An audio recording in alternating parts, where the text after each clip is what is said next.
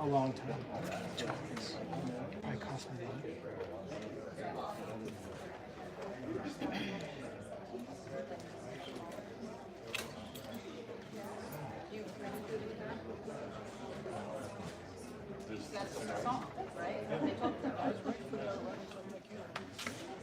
Are you related to them? Right?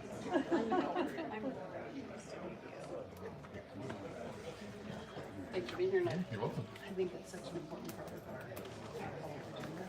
And so.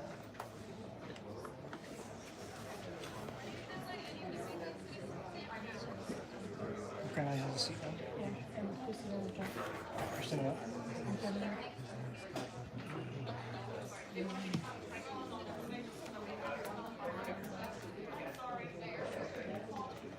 Interesting.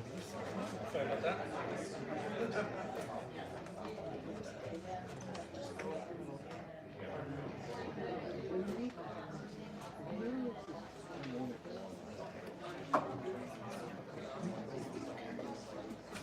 The tripod's over here, so this is a view. Thank you.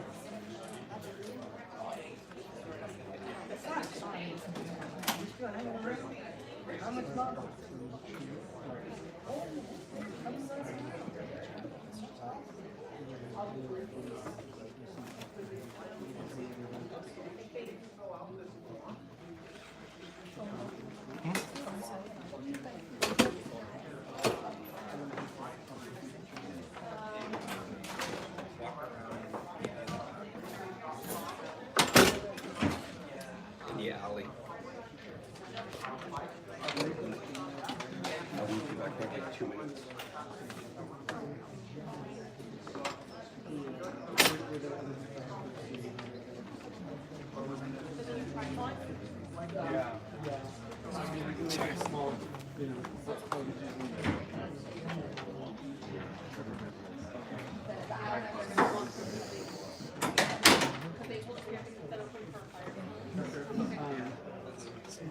Lower in front of the podium.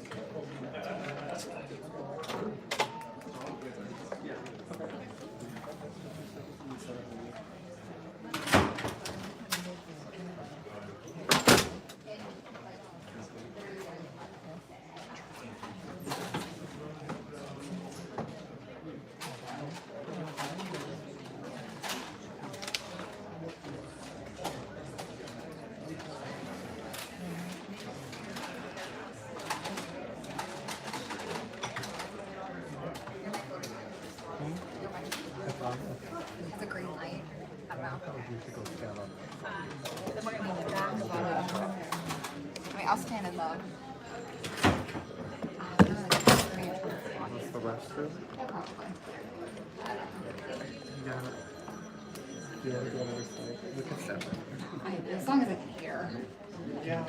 Because then you're going to be in the background of all your footage. And then yours. Oh, thank you. Sorry. Hey, I made my fair share of It may appearances help with on your here. ratings.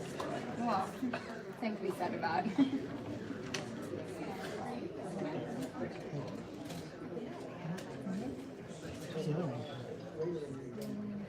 Wait, I have the. That, oh, you can talk?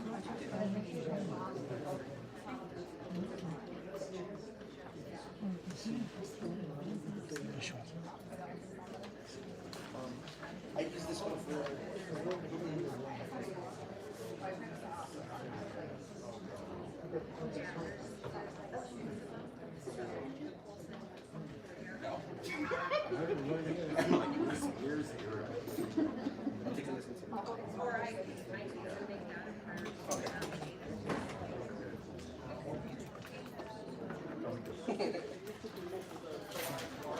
You're gonna yell at me in front of that person. I know.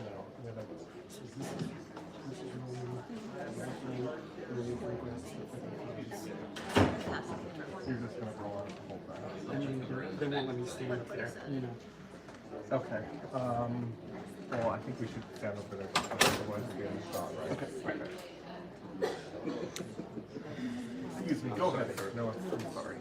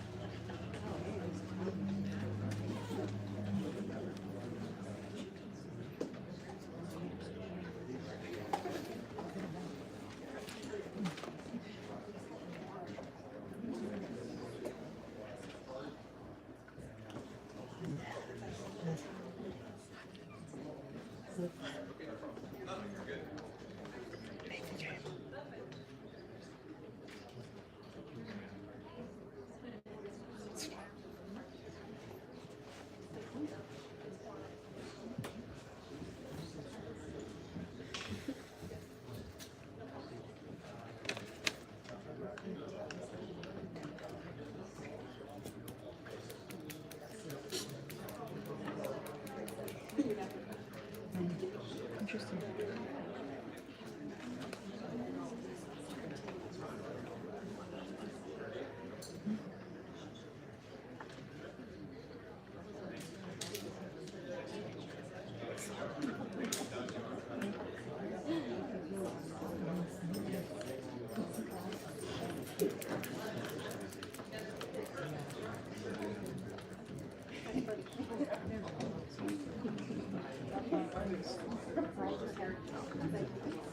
You can say that.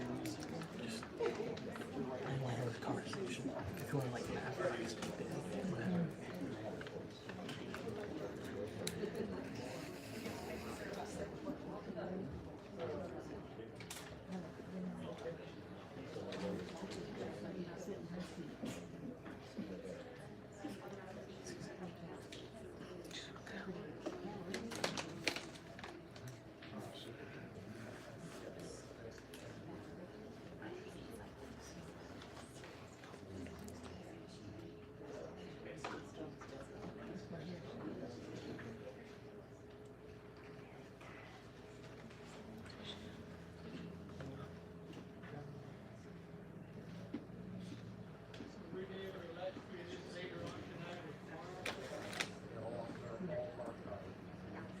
Good to see everybody here.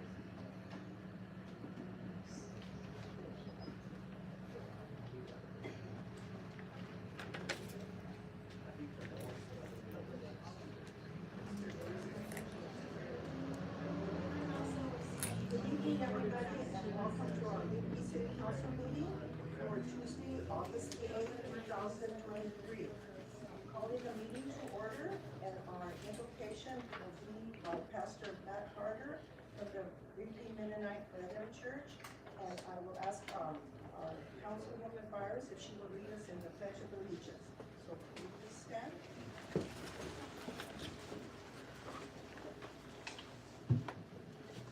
Lord, we come before you today, or this evening, recognizing that you are God, and that you raise up kings and you depose kings. That you raise up men and women to serve in government for the promotion of good and the prosecution of evil. And in the book of James, it said that if any man lacks wisdom, that we can come before you and ask for it.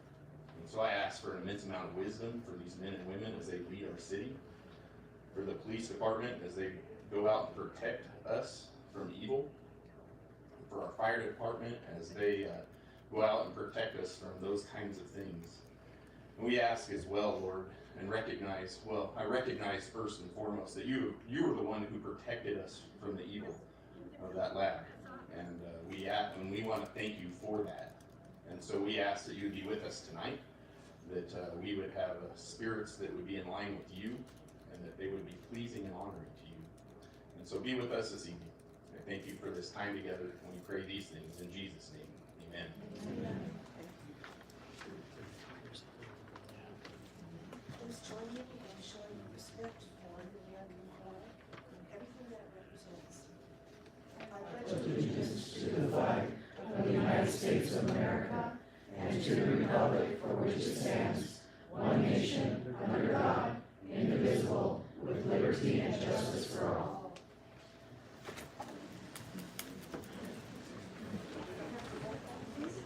Councilmember Byers. Here. Councilmember Fast. Here. Councilmember Friesen. Here. Councilmember Tuttle. Here. Mayor Bettencourt. Here. Agenda approvals, are there any additions or deletions to the agenda? Mayor, there are none from staff, no additions or deletions, but we do have a lot of new members of the public who maybe aren't accustomed to government. So I do just want to point out that if you're here to speak on the item regarding the lab, the general public comment that you see is for items not on the agenda. If you have an item or like to speak on the lab item, please hold your comments until item 10.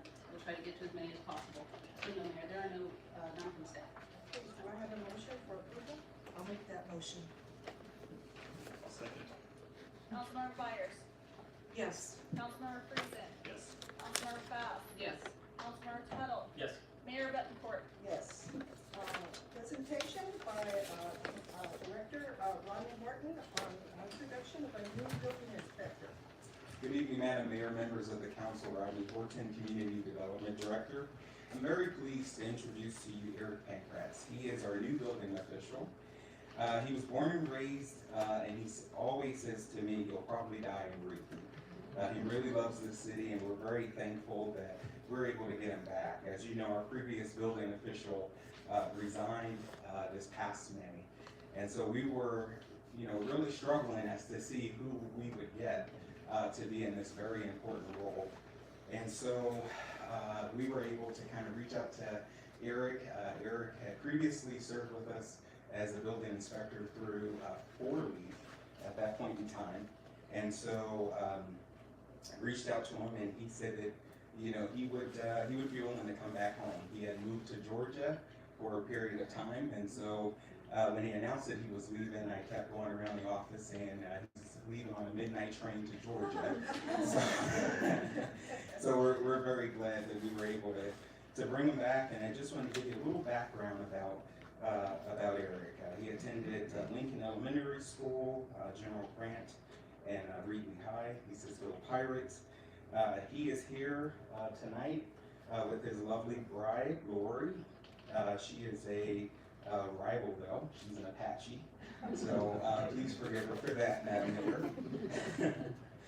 Eric has had a very long life in the building trades, over 25 years to be exact, as a building contractor in and around the city of Reedley. So he also was a building inspector for Leaf, and he worked specifically with the city. When we talked to Eric, I want to say back in May, our number one focus was to have someone in that role that wouldn't be black and white in the application of the California Building Code, but would be someone that could work with our community and try to see where we can get things going for them without having to be so rigid in the rules. And so we really think that Eric is that person, and we're very glad to have him in our community development department here serving the city. And so at this time, I want to turn it over to Eric for a brief introduction before the council.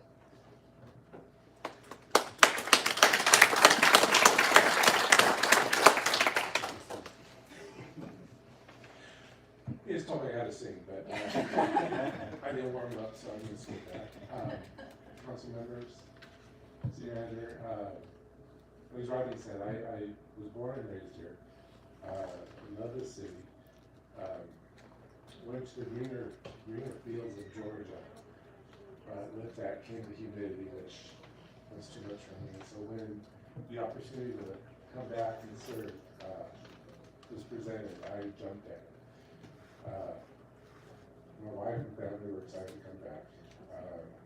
I look forward to serving this community, which is giving me so much. What part, Georgia? Canton, Alaska. Thank you. Welcome back, Eric. Thank you. Thank you.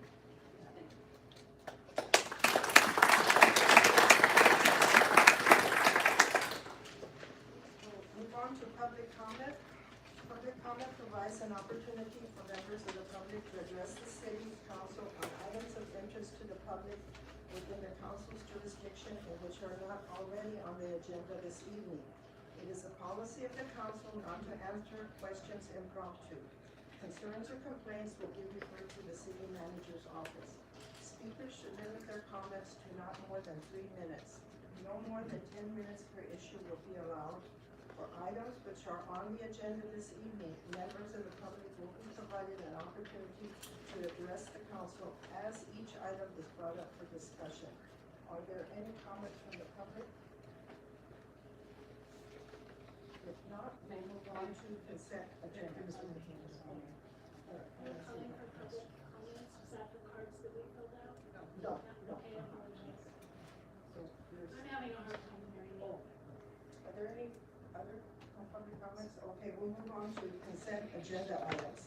Consent agenda items are considered routine and a recommended action for each item is included and will be voted upon as one item. If a council member has questions, requests additional information, or wishes to comment on an item, the vote should not be taken until after questions have been addressed or comments made, and the public has had an opportunity to comment on the consent agenda items. If a council member wishes to have an item considered individually or change the recommended action, then the item should be removed and acted upon as a separate item. A council member's vote in favor of the consent agenda is considered and reported as a separate affirmative vote in favor of each action listed. For adoption of ordinances, only those that have received a unanimous vote upon introduction are considered consent items. Are there any consent items that the council wishes to discuss? Are there any from the public? I have one, Mayor. Number 7. Number 7?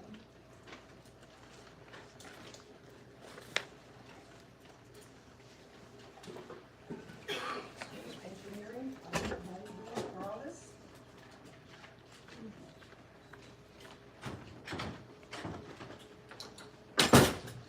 Good evening, Mayor, members of the council, Mary Lou Morales, City Engineer. I can answer any questions you have regarding item number 9. Or, sorry. Just real quick, it's about like 500 something, but how, can you give me the 4 million? I see that like the 10% contingency at 3.4 or something like that, 3.5. I don't see how we get to 4 though. So we have, the actual bid was 3.4 million, and then we did 10% for the roadway items, and then 15% for the sewer items. So, Did both of those combined, is that the 363? yes.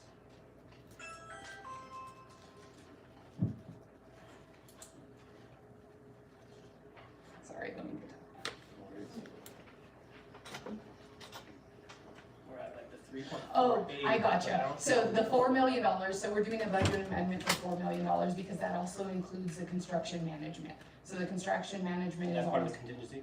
no, that's separate. We, but the total construction amount is $3,483,842,000. So the actual construction contract was 3.1 million, 363,000 for contingency. So total for construction alone is 3.4, almost 3.5. But there's also construction management, and we do have federal funding for that as well. Yeah, and then, and that's pretty much it. I couldn't get the 4 million, I couldn't find that in there, but I'll point out, especially because we have so many people listening in, Measure C, if that sounds familiar at all. This Measure C covers, correct me if I'm wrong, but almost a third of this project. Right. Yeah. Right? Yeah. As, Almost along with 900,000. that SDPL grant, out of pocket, it's minimal for us. And, you know, small communities like us depend on Measure C, which is coming up again. Yeah, that's all I got. Any more questions from the council? From the public?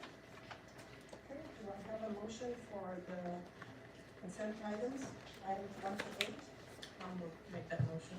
I'll second. Councilmember Fast, Yes. Councilmember Myers, Yes. Councilmember Friesen, Yes. Councilmember Tuttle, Yes. Mayor Bettencourt. Yes. Okay, we'll move on to public hearing.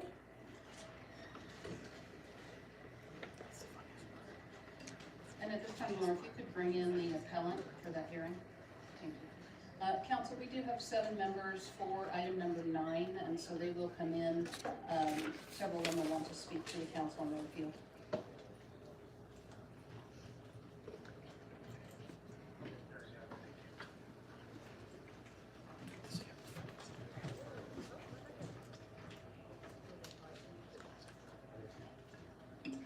And as you come in, since we know you'll want to speak on this item, if you want to come to this side of the podium, we actually record off this microphone for the audio archive, so.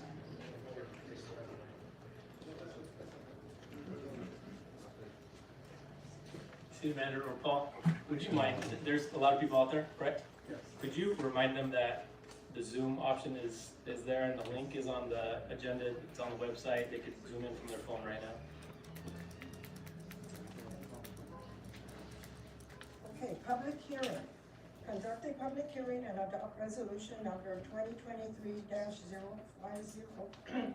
A resolution of the City Council of the City of Reedley approving environmental assessment number 2023-06 and denying the appeal and upholding the action of the Planning Commission to deny tentative parcel map application number 2023-03, which pertains to authorizing the subdivision of an existing 4.8 acre parcel located at 8350 South Frankfurt Avenue into 4 parcels for future single unit and multi-unit residential development. Community Development Director, Ron Hayes. Good evening again, Madam Mayor, members of the council, Rodney Horton, Community Development Director. Tonight I'm going to be presenting on this item that is before the council for consideration. I do want to just take a quick step back and provide a project overview and project description. And with that, I want to say I do realize, and it is not lost on me, that this particular item is a bit unorthodox, and I just want to explain. Typically when an application is submitted to the Community Development Department, we as a staff try to work with the applicant. We serve as your gatekeepers per se, and we try to iron things out so that it is a smooth process, not just for the applicant, but also for the commission and council. We try to make that process as smooth on our end, because to not do so is creating even more work for us. So, you know, we don't take this lightly, and we did not want to get to this point, but this is where we are. And so I did want to give you an overview of where the project itself is located, as you provided the address there at 8350 South Frankfurt Avenue. So this is originally was a tentative map application, number 2022-03, and the applicant proposes to divide the 4.8 acre parcel into 4 separate parcels. So I know that the map can be a little bit confusing, but the information is provided within the council packet, which is also provided online. What I did my best to provide a color coordinated description. So parcel 1 is the red dashed line area that is proposed to be about a half an acre. Parcel 2 is the black dashed area, proposed to be about 0.31 acres. Parcel 3 is proposed to be about 1.52 acres, and parcel 4 is proposed to be about 2.49 acres, and parcel 4 is the largest of the 4 proposed lots there that is proposed for subdivision into. I wanted to provide you a timeline of this application. So the first application was deemed incomplete back in January of 2022. There was a second application submittal that was provided to the department back in August, and that was deemed incomplete. There was a third submittal, and that was deemed incomplete in November. And finally, there was a fourth application submittal that was provided to the department. And you have a copy of all of the letters that were submitted to the applicant from City Planner Ellen Moore. And so it was clear in the fourth application submittal letter in which we deemed the application to be complete, that we informed the applicant finally, after discussions with our city engineer, discussions amongst ourselves with the applicant, that we will move forward with the application, but it will be at the applicant's risk. And so as we were moving forward and we were assessing the application against the general plan and against the Reedley Municipal Code, we can come to no further conclusion but to recommend to the Planning Commission denial of the application.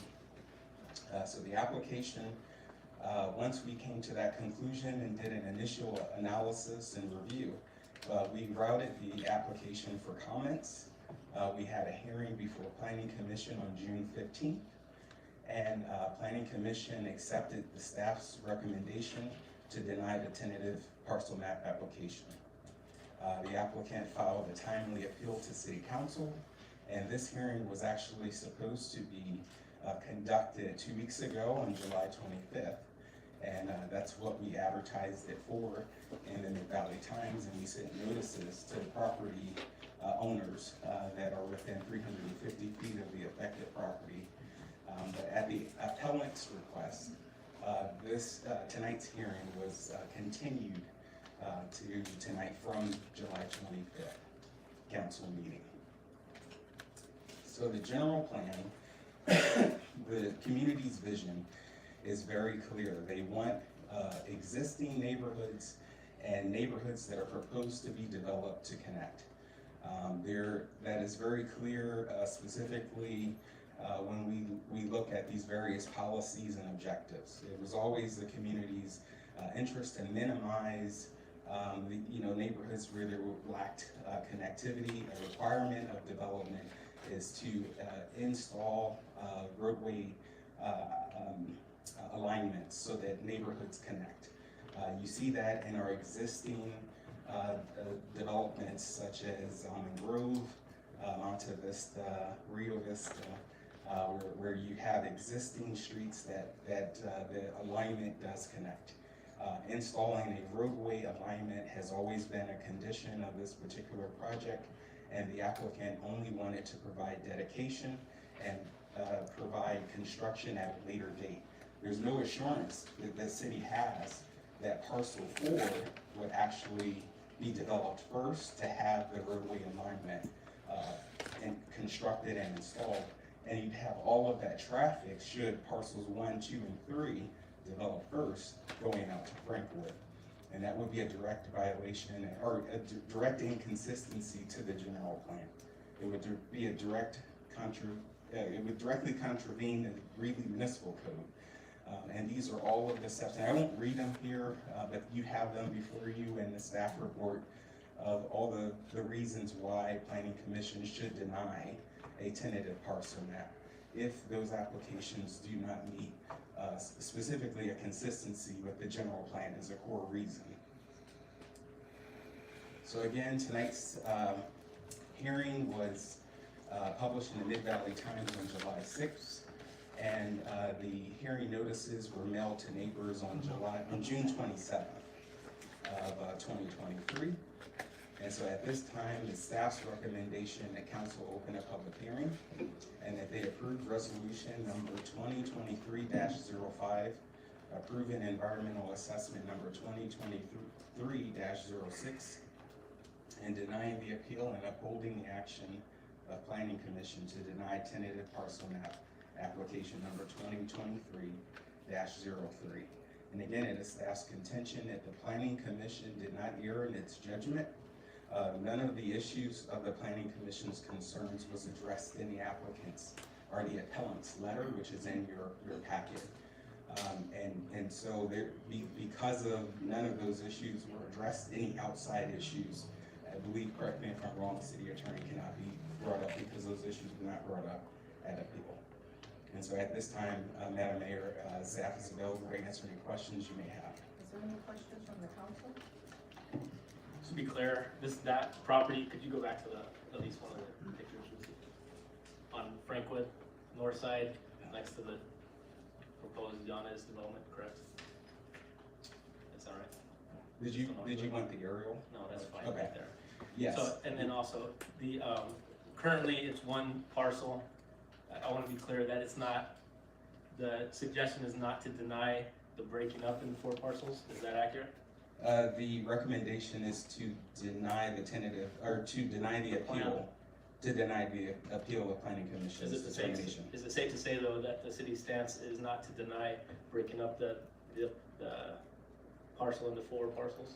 Is that safe to say? That is very safe to say. Staff is not recommending against subdivision of land throughout the city or subdivision of this particular parcel. Staff's contention is if you're going to subdivide, you need to install the roadway infrastructure at this particular location, as we have done with other projects, whether they're ready for immediate development, imminent development or not. I'll point out under consent number, which one is the San Joaquin Valley? Is that number 5, number 4? No, is that La Bellita? Number 6. Oh, Number 6 one. Okay. The verbiage is actually in there, and as far as I can remember, it's the same standard with any new development to complete the, what do you call it, the city improvement, public improvements, right? Yes, because development has to pay for its own way. It has to pay its way when it comes to public infrastructure, curb, gutter, sidewalks, etc., not just roads, yeah. And, I don't know, following any other comments or questions I'd like to hear. I see Nick there. I'd like to hear from Nick.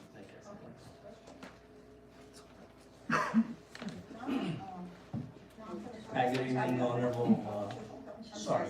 I'm sorry, Mayor, this is part of the representatives for the appellant. Oh, okay, so, Yeah. go ahead. Alright. Good evening, Honorable City Council members and everyone. My name is Nick Sahota. I'm with the Central Valley Engineering and Surveying. I've been working on this project for at least 2.5 years on it. The first is I want to answer to the questions that planning has. One of them is the 4 times that denied on a tentative applications due to they asking on so much on a tentative maps parcels that would requires on a final map. And I've been doing these for the other cities, 9 cities. I've been doing a surveying and engineering services, and I know what is required on a tentative parcel map. So I've been back and forth. We try to be doing their demanding and providing them everything is required. They want to see the sewer lines proposed. They want to see a storm drainage, water line connections, and everything on it. That's usually a condition of approval on it. And then you do it on the, when you do real project on it, or later on the final stage. That's why we try to be compliant with the city requirements. That's why we went 4 times on it, back and forth on it. Finally, as our keep pushing on it for the planning commission's meeting, finally they put it on agenda item for us. And once again, I want to give it a deliver on this project. We are proposing to split existing 4.8 acres into a 4 parcel. It is currently zoned for RM2, which is multi-family unit, and which is the half of this property is multi-unit residential, which is you could have 15 to 29 parcels and per acre, and which is consistent with the city of Reedley zoning, and half of them is a R16 zoning, which is you could have 4 to 8 units on that property, no problem. That's per the city ordinances that would allow it. And also that mentions on a subdivision map act that a tentative and a final map shall be required on all subdivision creating 4 or fewer parcel. So this parcel is less than a 5-acre parcel, and which is consistent with the subdivision map act 16.03.020 subdivision map act. And we are doing exactly what the subdivision map acts tell us. And also that I keep hearing it is does not comply with the general plan. It does. And I know there is a road that the planning has been requiring on it. I met with the owners. We are dedicating because we don't have a projects at this time. We were gonna do later on and putting the roads in it. But we had a meetings with the owner. We are okay that we will do the improvements on the roads that East Avenue runs north and south, and we will do that prior to that if that's what council requires. Unless I'm not reading this correctly, I don't think that first point is the issue. I believe it's the road, that north-south, is it northeast?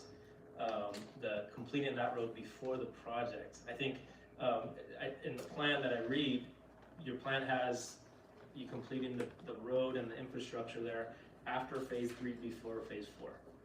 And I think one of the things is, since I've been up here, and one of the first questions that I had for staff was, has there ever been a development that has come that they can remember that did that developed first and then developed the street, sewer, sidewalks and such, right? And the answer is no, and I couldn't find any either as well. I believe that's the issue. It's not necessarily the 2.49 acres or breaking it up into 4 parcels. Does that make sense? Yeah. So Like, what I would ask you then Sure. would be, realistically, that stretch of road, how big is it? I think it's not that like big. 200 feet. Might throw a football. 200 feet, and it's Easily actually over. easier. Yeah. Yeah. And so would you consider creating a plan to adhere to the same standards that the city has always done with any other development, where you complete that infrastructure before the other phases? I believe phase 1 and phase 2, if I'm not mistaken, already have houses on them, right? Phase 1, that Absolutely, big white yeah. house, and the other one, the mother-in-law unit in the back. Absolutely, that's why we try to be consistent with the zoning too. So once we split it up, those houses will remain in there. Yeah, we are fine with putting a street, and if that's what the council wanted, With a new plan, putting the streets in before. absolutely. we So I could do think that. if I'm reading this wrong, I think that's, Yeah, I'm sorry. So are you pulling your appeal then, and then moving back through the planning commission for approval? No, I'm here to getting approval from you guys and putting a conditions to do the road improvements prior to the approval on the final map, if that's what the conditions you guys want. Rodney, can you stand up, please, and answer the question? Because I believe under the rules and regulations, because this has already been denied by the planning commission, we would need to go through the planning commission again first prior to being able to, That's correct, council city would not have manager. authority right now to approve this, correct? That's correct. That's correct. What's before the council is solely the appeal. Solely the appeal. Okay. Nick, does that make sense, Nick? The thing is, like, I think 20, 30, 40 years ago, we could do a deal with a handshake. It's so much different now. And so Yeah. everything has to be policy. It's gonna lengthen the process, and it stinks, but in order to do it the proper way, it sounds like you need to pull back your plan and reapply. Is that correct? Or actually just leave the action as it is recommended by staff, approve the recommended action by staff, and we will guide him through the process again, get back to planning commission. Does that Yeah. make sense? Yeah, that's fine, and I just want to make sure is that there's nothing else come up with that. Just only the road improvements, that's only was things that, yeah. Yes, sir. Dodge. Okay, I have a question. Okay, so we've got East Avenue, but we also have that Evergreen Avenue. Yeah, we didn't So go there's 2 streets. 2 streets, that is correct. Or a T street, yeah, That is correct. okay. Just wanna make So, sure we got Council them all. and Mayor, given that it sounds like the applicant is in alignment with what staff is recommending tonight, we would recommend that you take the action that is written into the agenda. Okay, so And then we'll we'll guide open Nick. it up to public hearing. No, please do, so that we can complete that process. Okay. Nick, does that make sense? So you guys saying it tonight, gonna go back to the planning? Is that what it is, motion? I think the proper process is we need to deny this, and then you need to reapply it with the details that we talked about that you agreed, right? Yeah, we'll Yeah. need to get back around into the planning commission for approval. Perfect. And I'll tell you, the discussion that I've had with staff, there's no issue with breaking it up into 4 parcels. Okay. That's not the issue. I think it seemed like maybe you thought that was the issue. Yeah, that's what was the issue that I heard in the planning commissions, that there was the key issues bringing up, they don't want it, so that's what exactly what I If they heard. bring that up, then bring it up. Yeah. All right, thank you so much. That wasn't an issue. Okay. So, if there's no more comments from the council, I'll open up the public hearing. And are there any questions from the public? Seeing none, I'll close the public hearing, and what is the wishes of the council? Do I have a motion? I will motion. I'll second. Councilmember Friesen, Yes. Councilmember Fast, Yes. Councilmember Byers, Yes. Councilmember Tuttle, Yes. Mayor Bettencourt. Yes. Okay, so we have, move on to administrative business and update to the council on abatement efforts at 850 I Street. And on the I Street item, we will have 2 presentations. The first one will be by City Manager Nicole Seba, The second presentation will be by our city code enforcer, Jesselyn Harper. The council will then have an opportunity to ask questions of the staff, and then I will open the item up for public comment.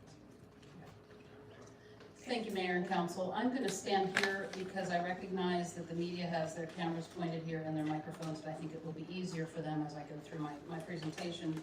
Not only that, but it's always nicer to look at you eye to eye rather than across. So Nicole Ziva, City Manager for the City of Reedley, and I am so glad to see so many in attendance on this critical issue. It's times like these that our very old City Hall that was built for when we only had 10,000 residents, I wish was larger so we could bring more people in.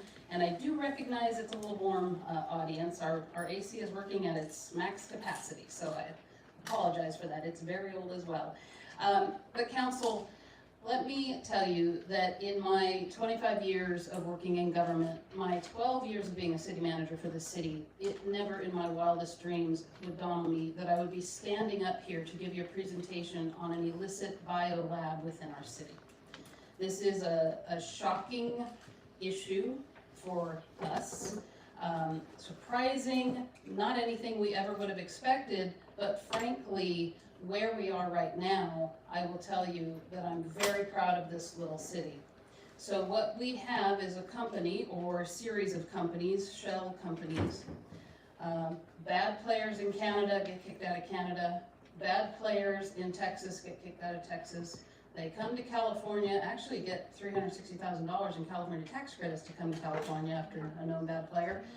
They go to Fresno, get kicked out, go to Tulare, get kicked out, land up in Fresno, get kicked out, and they end up in Reedley.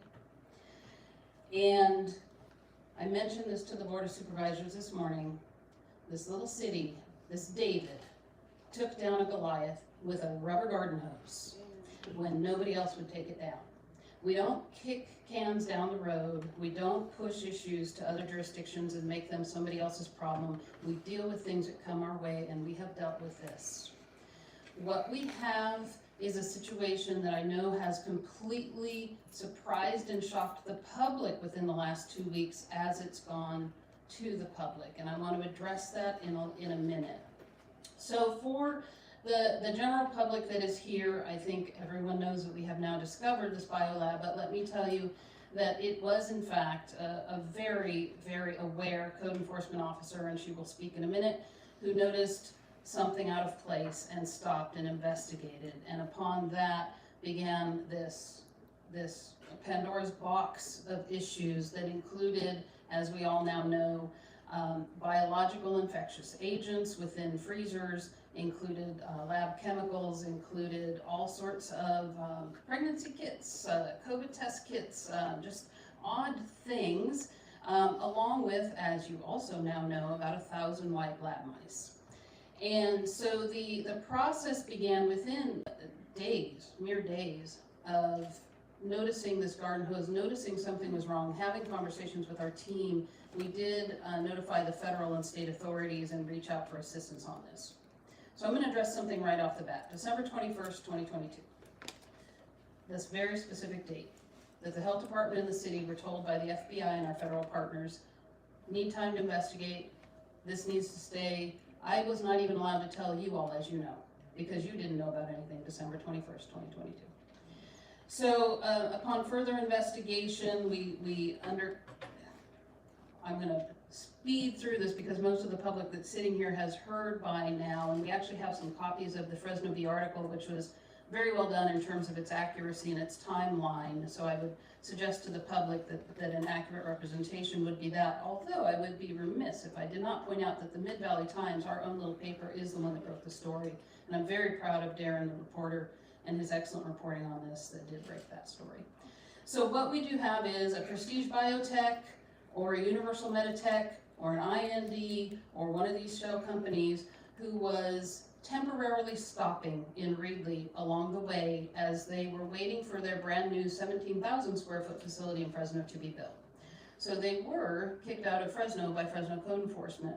They came under the cover of night into Reedley, did not approach the city in any way, did not get a city business license, did not get a permit, moved in the middle of the night because nobody, even neighbors around and speaking to local businesses that were around there, knew that anything was different with this building that has been vacant as long as I've been your city manager, which has been a while now. So ultimately, as we move down this road, as we uncover this company, we know that we were simply a stopping point on the way to Fresno. We could have easily just let them go on to Fresno, but we stopped it. And again, very proud of that. What we uncovered, though, is a series of tangled federal and state regulations, really bureaucratic processes, and frankly, the most alarming of all to me as city manager, once we discovered that the public was safe, the most alarming aspect was to find out that federal loopholes exist that allow these types of labs to exist nationwide. A purely privately funded lab has very little regulation on it from the federal government if it is not dealing directly with the public. So research and development labs could be anywhere in this country right now, legally. Now, what we had in Reedley, these were bad actors. These were folks who didn't want us to know they were there. They did not pull the correct permits. They did not have plans in place. It was just not a good situation. So I'm going to have Jocelyn Harper, our code enforcement, talk to you a little bit about that. But right off the bat, I want to debunk some myths, and I want to tell you some things. Because as I'm sitting up there, I'm seeing these large, the letters that the fire chief wrote to me and some other things like that. So for one, I want to tell you that the very first thing we did once we recognized that something was happening in this facility was to go back and check our water reports, our sewer reports. So I don't know how many members of the public know that our water system as a closed system is tested daily. It is a closed system. Things cannot be injected into it other than from city municipal sources that are heavily regulated and heavily watched and monitored.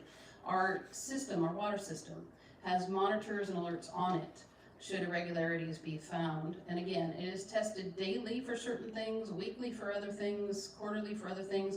All of those test results are public information and are sent to each member of the public once a year. They're posted on our website. But the reports, we specifically went back to those reports and looked all the way through summer to when we thought that we knew this company was there looking for any irregularities, no irregularities. We did the same with our sewer system for fear that potentially something could eventually get into the groundwater down below. Those reports, those sewage reports also came back, no irregularities. And the sewer system is so sophisticated that we do have alerts and monitors on that as well that look for any irregularities within sewage, raw sewage. And again, those are all public reports, public lab results. So we knew from a very early stage that the water system in Reedley, the sewer system, was safe. Ultimately, we were able to get into the building itself with air monitors from DTSC, that's the Department of Toxic Substance Control, and other elements. So once we knew that the public was safe, we really were concentrating on the investigations that had begun. And we have been working with Joe Prado this morning from the health department mentioned the county, and I don't remember the number at this point, but somewhere between 14 and 20 different agencies during the time frame that we've been trying to uncover this company. We've worked with the FBI, the CDC, the CDPH, the FDB, which is a Food and Drug branch of California. Just about every alphabet soup you could think of, we have touched base with, including the EPA, which is now, Joseph's going to tell you about their role coming in next. Along the way, I think it's very important for the public to know this is private property. And we did immediately reach out to the private property owner to discover that he had signed a lease with a company, so it was a valid legal lease. That means the city does not have the authority to just walk upon private property and do inspections on private property. There's processes we need to go through. And unlike what television would say, where you get a judge to sign a warrant the same day and you just go, for inspection warrants, it takes quite a while. You have to have quite a lot of evidence. And so we were gathering and doing investigation, gathering evidence. When we had enough evidence to actually get a warrant signed and go to the judge, we went through that process. Those warrants, by the way, take a whole lot longer than a criminal warrant. It's not a criminal warrant. Nonetheless, we were ultimately able to get an inspection warrant, enter into the property, and determined that these things were on site, including these mice, which then kicked off a host of other warrants we needed to take care of the mice, other warrants we needed to abate the biologicals, etc. So altogether, many warrants, and Jocelyn can mention to you about that. But along the way, again, knowing that the public's safety was our primary concern, we were wanting Fresno Sheriff to go in and assess some of the lab chemicals. Did they need to remove them versus we remove them, etc. And one of the processes to get Fresno Sheriff involved, we have to have a formal written letter. And we were feeling at that time as though some of our state and federal partners were dragging a bit in something that we wanted to get taken care of very quickly. So I requested that the fire chief write a letter, and I requested that that letter be worst case scenario, very specific, that we needed to provide to the sheriff's department to really raise awareness of a worst case scenario sort of situation. That letter apparently now has become a lightning rod, this letter that I requested of the fire chief, and I've seen comments on social media, oh, the city manager is ignoring this letter that the fire chief wrote. Well, no, the city manager requested the letter that the fire chief wrote. Nonetheless, I can understand the public's concern when they see that letter. Unfortunately, government is not as simple as one might like it to be. And so that letter was necessary to get the sheriffs involved, to kick off some things and get some folks moving. So I do understand the concern about that letter, and I just want to express that that letter was absolutely a known quantity and absolutely requested by me. Nicole? Yes, sir. And you probably can't say it, but I'll say it. CDPH, Department of Public Health, they weren't moving at all. And so, exactly what you said. But I want to hear, though, you mentioned 14 to 20 different agencies, and something that came to mind I've been thinking of is I haven't heard CBP, Border Protection, or DHS, Homeland Security. Have they been brought So aware? early on in the I know process, FBI, I'm sure, would work Yeah. with them, Yeah. but have you heard them being involved? so we've talked about these various agencies, particularly, there's been a lot of talk about, Chinese nationals, et cetera. And I will confirm that everyone that we have spoken to in this company is a Chinese national.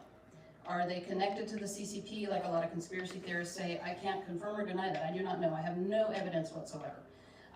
But what I can say is early on in the process, when we were trying to get the attention of folks to say, hey, this may be an issue, we called Congressman Costa's office and spoke with the congressman himself to say, this is what we have.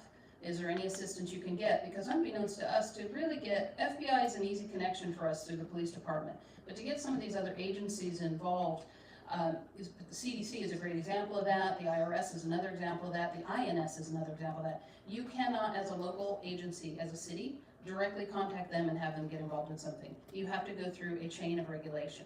Frustrating as it is. And so Congressman Costa, congressmen are able to bridge that gap for us. And so he contacted a host of agencies that then started to discover this. Frankly, Mr. Tuttle, we are not aware of where they are in their investigations. Under federal law, they're actually not even allowed to tell us that there is or is not an investigation. What I've been told by the congressman is, Nicole, it's in my hands, it's happening. That's what I've been told by the congressman. Believe it or not, under the federal system, that's really all we have a right to know. It's frustrating. Nonetheless, what we do know from the partners that we've been working with on a multi-times a week call is there is information that we've been able to glean and discover. There are investigations happening. We do know that. I can say that. The feds can't. I can say that. Whether it be CBP, I cannot tell you, Mr. Tuttle. The congressman is probably aware one way or the other, but I am not. So this process has been interesting, to say the least, and one of the reasons why we were told to not go out to the public early on is in the initial, we did not know exactly what we had. And again, December 21st, 2022, we got it documented down. That's the date we were told to not go out to the public. And I don't know about you, but I don't like to find the FBI when they tell me to do something, right? So we then moved along, and I will tell you that the health department and I were stressing with our partners all along, eventually we need to tell the public something. Eventually we need to go out to the public. And it was always, your response needs to be no comment. Well, we know how frustrating that can be. Ultimately, Darren, with his great article in the Mid-Valley Times, broke this because our documents that go to the court are public documents. They're posted on the court's public website. And so in noticing those and writing the story, Joe Prado, the assistant health director, and I went back to our partners and said, now that it's out, we need to tell the public because the conspiracy theories are abounding. We had one local politician get on a national news channel and say this was a Chinese illegal lab manipulating viruses to get out into the public. I assure you that is not what the Reedley situation is. And so we knew we needed to get appropriate information out at that point, and that's why that very week you saw every single news channel have a news story on it that we provided interviews for to get that news out to the public. We spoke with Darren at Mid-Valley Times to get that information out to the public. I know there's a particular politician out there that says we should have held a press conference, and my thought is we were speaking to each of the media and doing very one-on-one interviews where they could ask the questions that were important to them. So rather than do a press conference where we're just relaying general information, we thought it was better to work individually with each news source and answer the questions that they had. And as you know, this story has now gone national, so we've talked with many media sources, and we told our partners that it was our intent to say yes to every media that came forward if we could, because we really wanted to be as transparent as possible. There are still things that we are not able to fully express. There are still investigations ongoing. One of the reasons we were told that this was important to keep undercover is because as soon as it hits the light of day, the players involved in these companies would scatter. And indeed, that is exactly what has happened. So prior to that, for those few months that are in question where the public is saying, why didn't you tell us then when you knew? We were actually having communications with these Chinese nationals. We were having emails, communications, phone calls, even on-site meetings, and they were providing us information. Once it went public, there is nothing. So we were able to glean information even from the non-answers they were giving us, from the half answers they were giving us. It was important information that we could then share with our federal and state partners, and it really did help us down that road. So I want to just allay the public's fears that there was ever a public safety concern. Had there been, we would have had an operational plan to immediately inform the public, whether that be evacuation, whether that be whatever had to happen.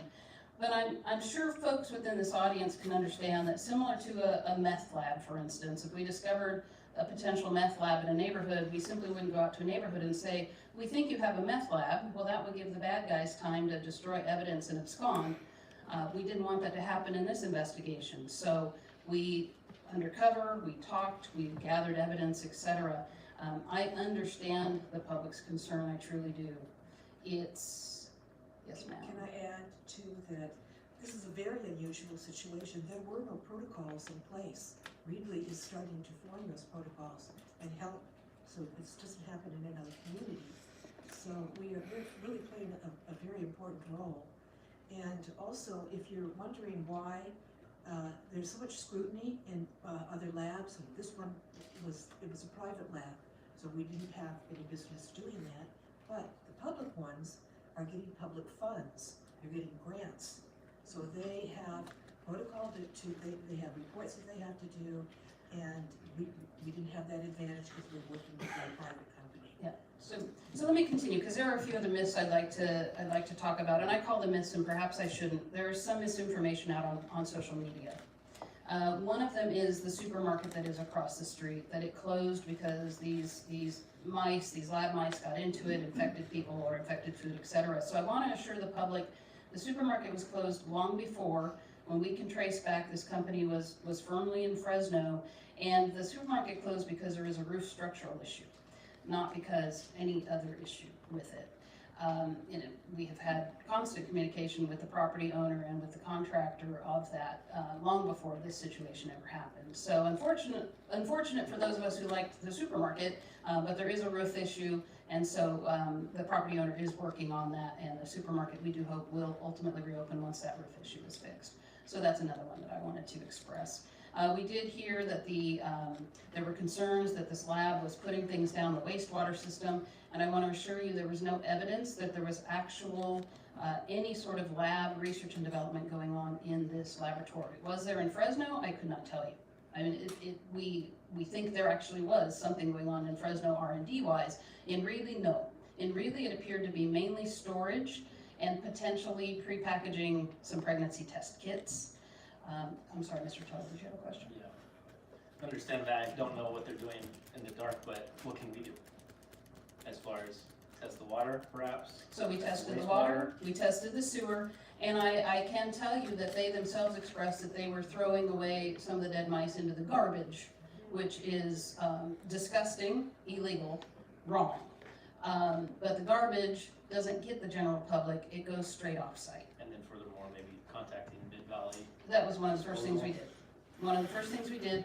The Public Health Department has been a key player with us in tracking any sicknesses, I think they call it symptomatic surveillance, and there was nothing that has shown up. In fact, none of the staff that has gone in and out of this facility at any time, including me, has gotten sick. So we're confident that nothing was out into the public. Given that, though, I do understand the public concern. And I am glad that we have public here tonight, both inside and outside. And again, I wish we had more space so that everybody could be sitting inside. I do understand the concern, and it's a relevant concern. And I would hope that those would recognize that our great intent was, one, to follow the instruction we were given by our federal and state partners, and two, our great intent, once we knew they were safe, was to catch the bad guys. And our intent is still to catch the bad guys. And so I think this public needs to be incredibly proud of this mighty little city that took down a place and dismantled. This company no longer has its assets. We have destroyed their assets. No other place, Canada, Texas, Tulare, Fresno can say that. Reedley can say that. It needs to be proud. So I'm at this point going to turn this over to Jeslyn so she can give you a little more detail about the abatement process of where we are right now. Board of Supervisor member Nathan Magzig is here to address the council. So when Jeslyn is completed, we will turn the mic over to Mr. Magzig for a minute, and then we would like to hear from the public.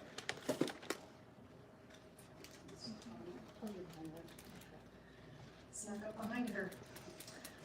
So real quick, I am going to be giving an update this evening about the abatement that we are in the process and just finished today.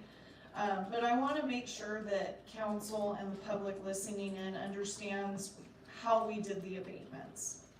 So there are 4 aspects to the lab. There's the biologicals, the chemicals, medical devices, and then miscellaneous assets that were being stored there.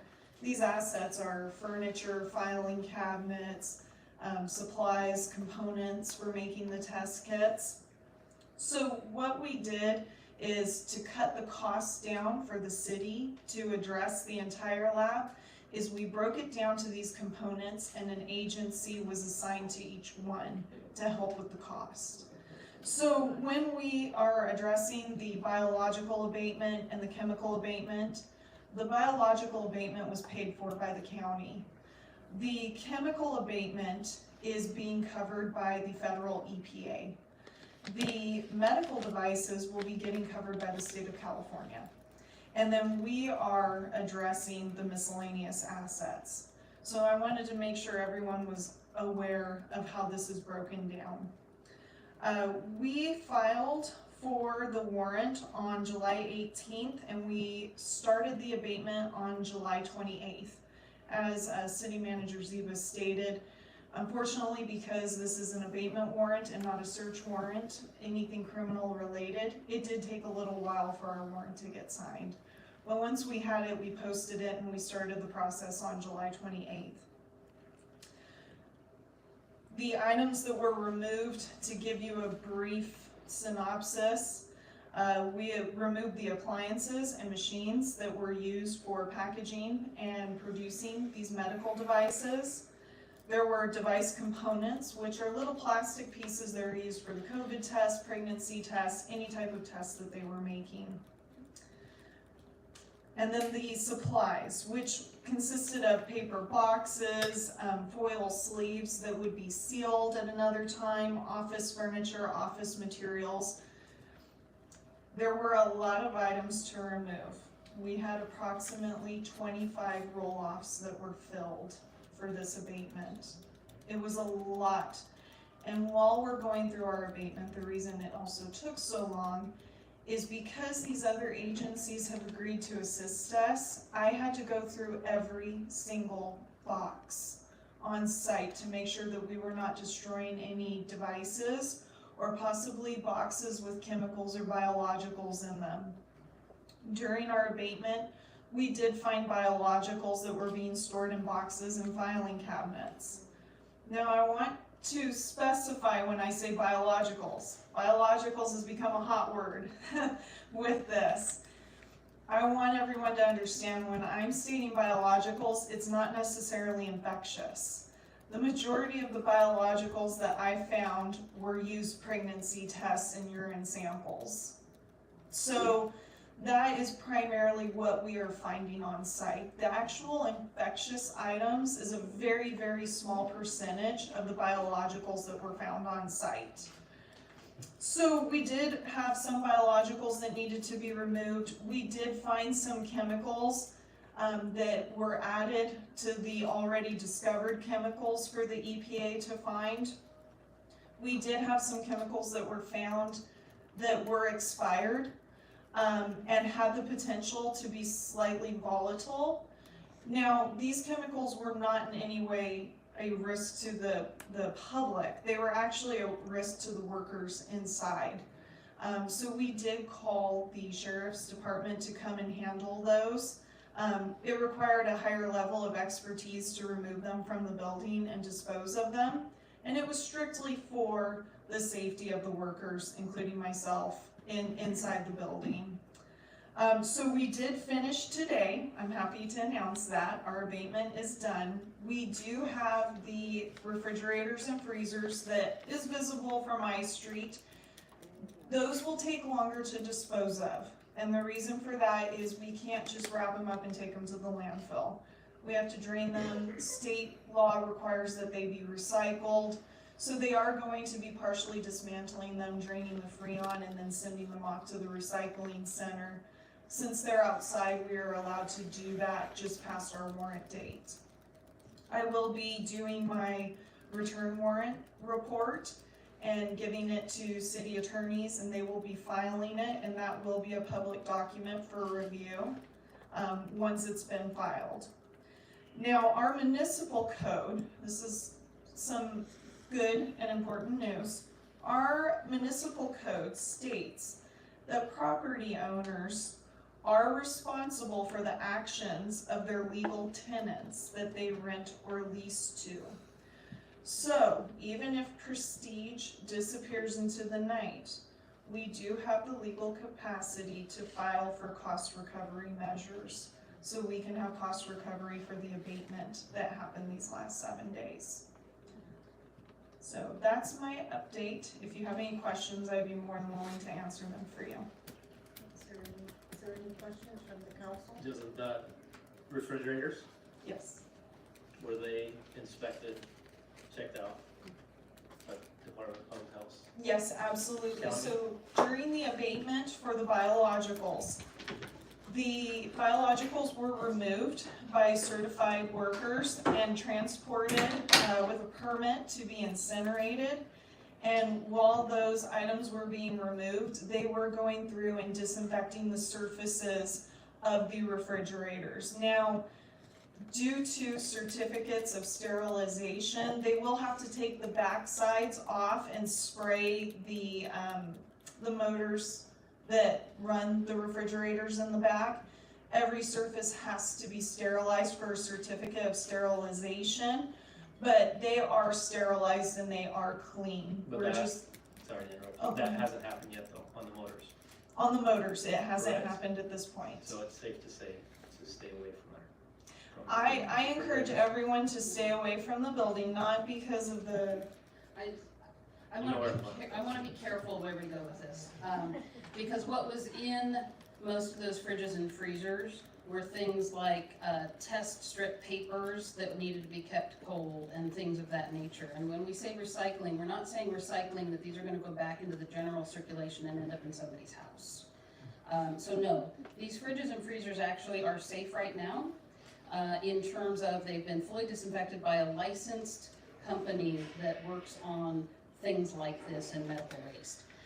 Nonetheless, because of California's laws, we have to send them to a certified recycler, so that's why the public will still see these fridges and freezers out there.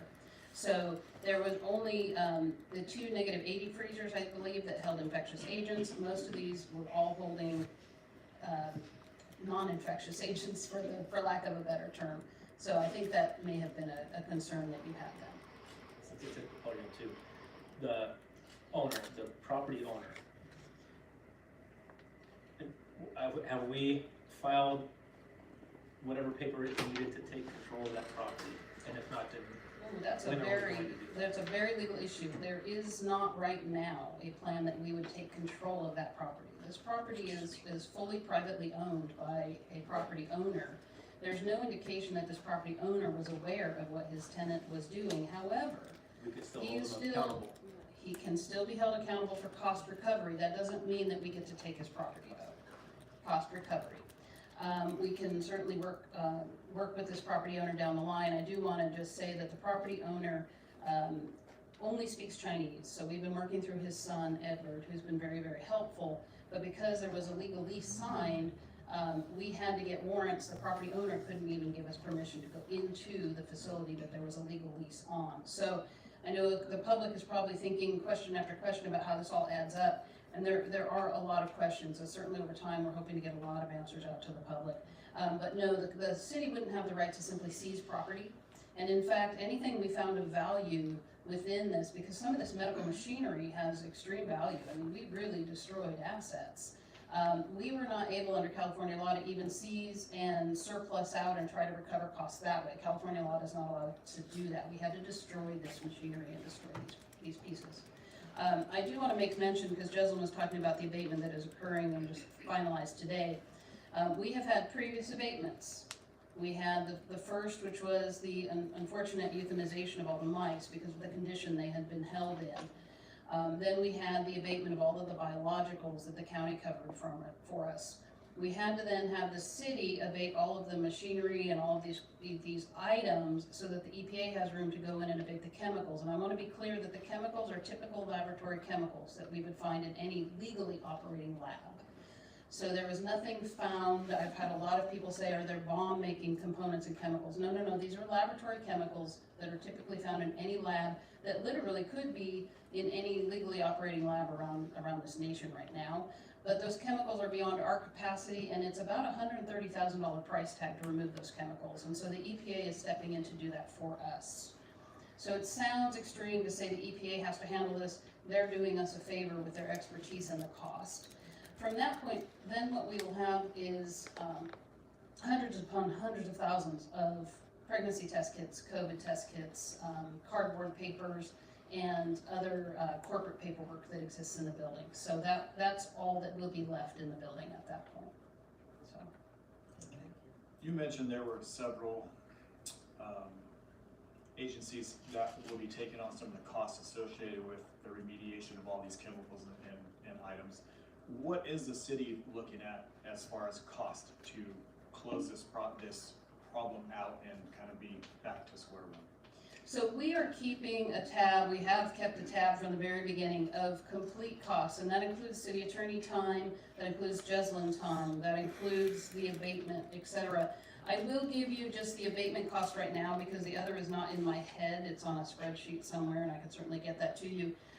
But the abatement of the fridges and freezers, I believe we're up to $50,000 roughly. Our current abatement was about $50,000 to $55,000. So to remove what we've been removing over the course of the past days where the public has seen us moving is roughly that amount. And again, we will be pursuing full cost recovery for any city costs. Yeah. Are there any other questions? I have a question. Were there city utilities like water, sewer, and garbage hooked up before Jeslyn went there and found this? So this particular facility used to have a business license long ago, and so it is hooked to the city water, it is hooked to the city sewer, but again, there's no indication whatsoever that they were using these, and in fact, what that green garden hose was doing was just bringing water to a part of the building for a makeshift sink, for like a hand washing sink. So there's no indication that most of the chemicals, most of the things that we would be concerned about were actually shrink wrapped all up because this was just temporary storage for most of those things. So there are 2 drains in the facility itself. We went and looked at those drains. Those, what was around those drains were hundreds and hundreds and hundreds of boxes on pallets of pregnancy test kits. So we feel like they're pretty safe with the drains, but nonetheless, we checked the records. So no indication whatsoever that we had to be concerned about that once we checked the records and walked inside. Thank So. you. Any more questions from the council? Okay. Supervisor. Okay, Mr. Magner, would you like to say a few words? As he's walking over here, I do want to say that the county public health department has been a phenomenal partner with us, and minute by minute plays that we would need, we would call on a cell phone and they would answer immediately. They were working with us continually. They were leading and still facilitate the meetings with all of these partners. So I really just want to say Joe Prado and David Lucchini have been amazing. The county administrator, Paul Nerlin, has been amazing. And frankly, the Board of Supervisors, to give them a call, as we called Congressman Costa to say, we need your help. They stepped in absolutely without hesitation. So I just want to give my gratitude to those folks. Thank you, sir. Mayor and council members, thank you for giving me an opportunity to speak with you today. I just wanted to share a few things. First and foremost, I've been involved in local government for almost 25 years, and I have never seen anything quite like this in my life.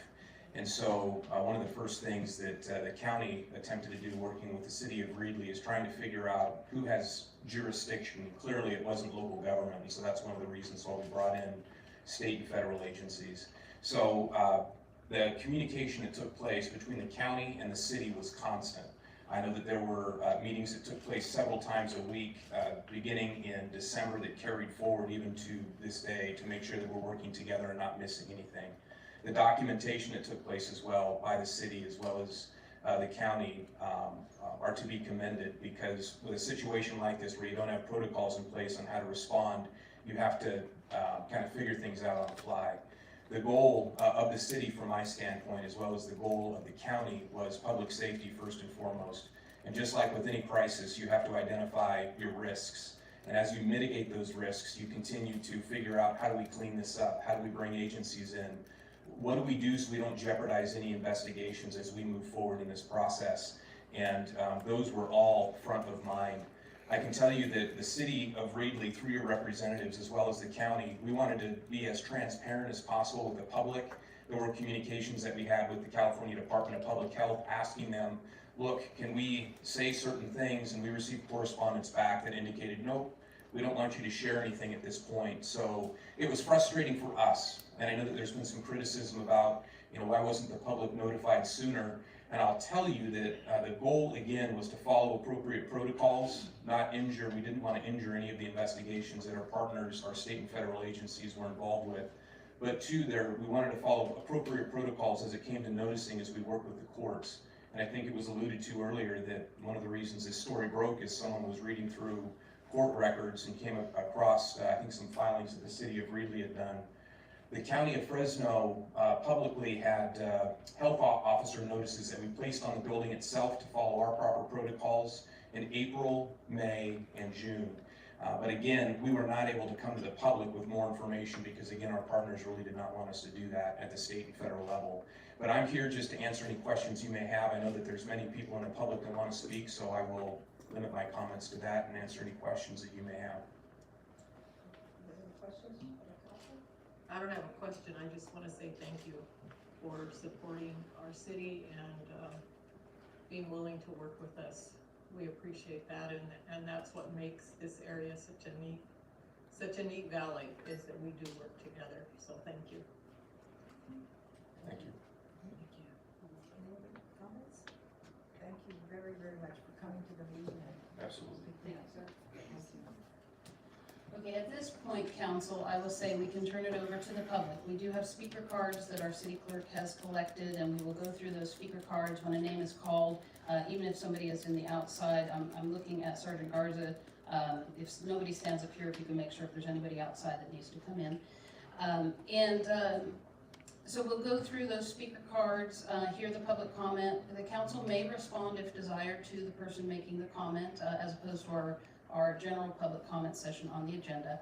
And all of the comments, questions, concerns, criticisms will be documented, and where we can, we will respond to folks later if we were not able to provide an answer today. So, go ahead. Go ahead. No, I was gonna say, Ms. Byers had brought up an excellent point, so before I relinquish the microphone and go back up to my seat for public comment, I do just wanna say, there has been a lot of controversy lately because of what has gotten stirred up in the media. And right now, we are at a critical juncture where we can focus on the past and we can focus on that, or we can try to come together and have a moment, a legacy moment for this entire valley of fixing a national problem that we have. So I would urge everybody to contact your state and federal legislators. That's your assembly people, your state senators, your congressmen, your senators in the federal government, to let them know you want these federal loopholes closed and you want state loopholes closed. So what I did not mention yet is, despite everything that has come out in the press, despite everything we know about these bad actors, despite all that we've been through as a city of Reedley, this company applied to the state for a medical waste generator permit, and it has been granted to them. So there is concern, there is anger on my end that we have laws that need to be repaired, and what we're seeing in some politicians is to try to stir up the public sentiment of, we had a right to know. Transparency is important, absolutely. The timing of that transparency is critical if we want to be able to hold the bad guys accountable, but we also need to focus on the future. We have got to get these federal loopholes fixed, because this could be happening again in Reedley at some point. This could be happening anywhere in this country, and it could be happening at a level far worse than what we saw here. So I would just urge everyone who's here, and particularly those that are here that are fired up, we need you fired up to fix these federal loopholes. So at this point, I will relinquish the microphone, and City Clerk will work with the mayor to call up public comment. So, okay, I'll open up the items up for public comment. Each person that will be called up will have 3 minutes to speak, because we have several people, and then we will have no more than 30 minutes altogether. So, and I hopefully you'll respect the 3 minutes, because I don't want to just bang this and have to stop you. So I don't like doing that, but if I have to, I will. So we'll have our city clerk call you up one by one, and we'll proceed with the meeting. I have Mr. John Powell first.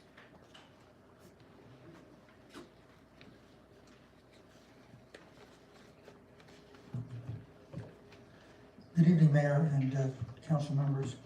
My name is John Powell. I'm a Reedley native. I left Reedley, went to the University of California at Berkeley, got a degree in electrical engineering, and then stayed there for 28 years and worked for the police department. Just to give you some quick background, you may not know, the University of California is the second largest employer in the state, over 500,000 faculty, staff, and students. Our police department is 400 strong with similar authority to California Highway Patrol statewide, and it's considered in the counties where we have campuses to be some of the finest officers in the state. During my tenure there, I was involved in investigations, including 2 of the largest in the country, the Patty Hearst kidnapping and Ted Kaczynski, the Unabomber, whose reign of terror lasted about 18 years, was the longest and the most expensive investigation in U.S. history. I was also the public information officer for the campus during the apartheid riots of the mid-'80s. And finally, most important here, I was the emergency manager for the Berkeley campus for 6 years. My introduction to this issue was what I think was probably the best hour of talk radio I've ever heard. Nicole, that was Tuesday morning with, somewhere this last week, with John Brodsky and his partner on KMJ. Superb, absolutely superb. I subsequently had a meeting with Nicole and have read everything that I possibly can, and I just want to, following up what she talked about the whole process, it was absolutely textbook. I sent a message to one of my instructors at the FEMA Emergency Management Institute, and I said, if you want a case study to look at, in local response, this is it, once it's done. You secure and you stabilize, you test the site for contamination, including utilities, and by the way, as was mentioned, solid waste management is a problem, because they could have just taken those mice out and thrown them out in somebody's field in a bag, and we never would have known about those. And importantly here, you have to minimize public interaction. Avoid hysteria. Very often in emergencies, the hysteria is a bigger problem and sucks more resources than managing the actual event. You've got to watch out for onlookers. You've got threats from the public, maybe trying to break in and steal stuff once they know what's in there.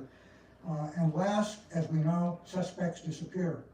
Also keep in mind with what we call TLA, three-letter agency, the FBI, had they determined this to be an incident of national security, they could have taken this over and none of us have heard another word about it until they decided maybe later on to talk about it. The advisement for all of us to contact Jim Costa, Devin Mathis, Kevin McCarthy if you're out in Naval Valencia, our legislators, and get them to bring us up to the same level as we at the University of California have to have for our laboratories, and we have class 4 labs. Those should apply to the public, to the private laboratories also. Thank you. Thank you. You so much for your comments.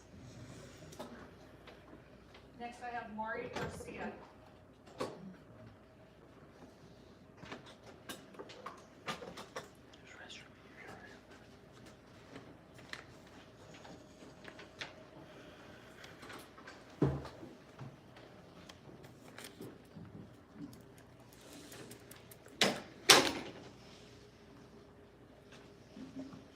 Hi, my name is Lani Garcia, and I've been in Reedley all my life. I just have a comment for the city manager. What you did was wrong and dishonest, and I feel like we can't trust you. I feel like you didn't think about the residents here, what danger we could have been in. And then I feel like maybe she did that because she doesn't live in Reedley and it doesn't affect her. Excuse me, but Oh, okay, but anyways. Okay, I'm just gonna be praying for you, Nicole, because I feel that we can't trust you after this and you need to resign. That's what I feel. My opinion. Next I have, next I have Angela Griffith.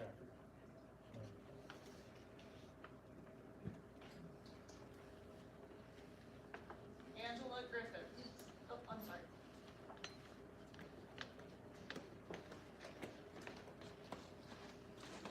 Hi, Mayor and City Council. My name is Angela Griffiths, and I do appreciate that you guys are standing in your legacy moment, and it doesn't end simply.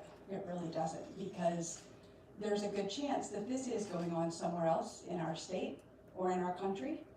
And it's our understanding, based on previously written articles, that there were grants given to the agency or the company that owned this illegal biolevel 2+, who knows, because we don't know yet what all was there, lab. So is there accountability to the government who gave them those grants? I know it wasn't you guys, right? We need to know what kind of accountability there is to the entity who owned that lab. The blood products that were there, where did they come from? Who did they come from? Were they voluntary samples? Were the individuals advised that their samples were being kept in this facility? The tracking and tracing, is it being done of these test kits that were found there? Do we know where these kits were being put into the community? Was it here in Reedley? Was it down the street? Was it outside of California? How do we know? How do we know those test kits were even accurate kits? Was there some type of trade that was going on with local labs, local testing facilities? I really would like to know that.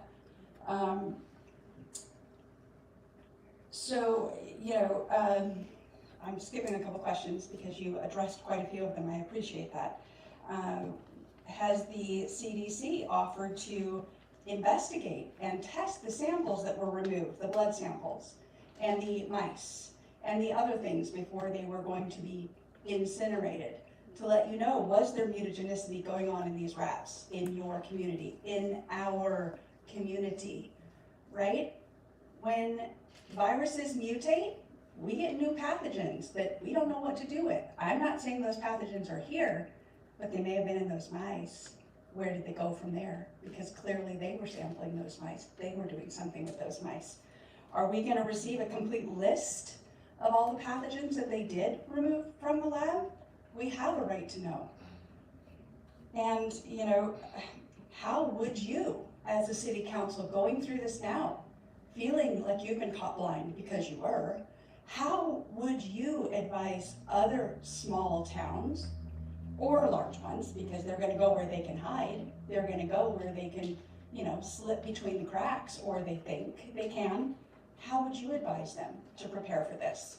Because we know it's going on somewhere else. The amount of money that the government's handing out to these labs and not accounting for it. Thank you. Thank you. Next I have Shelley Freeman.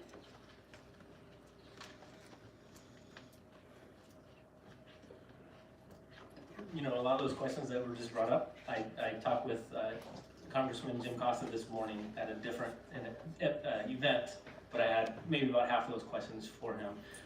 One of the things that in our position right now is we need to reach out to people like Jim Costa, our representatives at that level, because this is, so to speak, way above our pay grade. Hi, thank you so much for letting me speak. I think you did a great disservice to your community by not having a facility large enough for them to all be here to ask questions of you, and not to have a press release, because this doesn't just affect the city of Reedley or the state of California. This affects the United States, and as you all know, the Chinese are buying a lot of property in the United States. Are there any state or federal officials here? Is there any FBI agents here with us tonight that the residents of Reedley can ask questions of? Why wasn't a 24-hour emergency warrant requested to get inside of that building? And why are the refrigerators still there?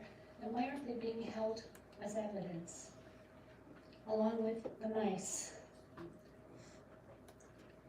Are there any of the samples that were obtained from the illegal Chinese laboratory in your community saved in case there is a bioweapon used in the United States that they can compare the strains to with the strains that were found here in the illegal Chinese laboratory? I want to ask about the blood. Where did it come from?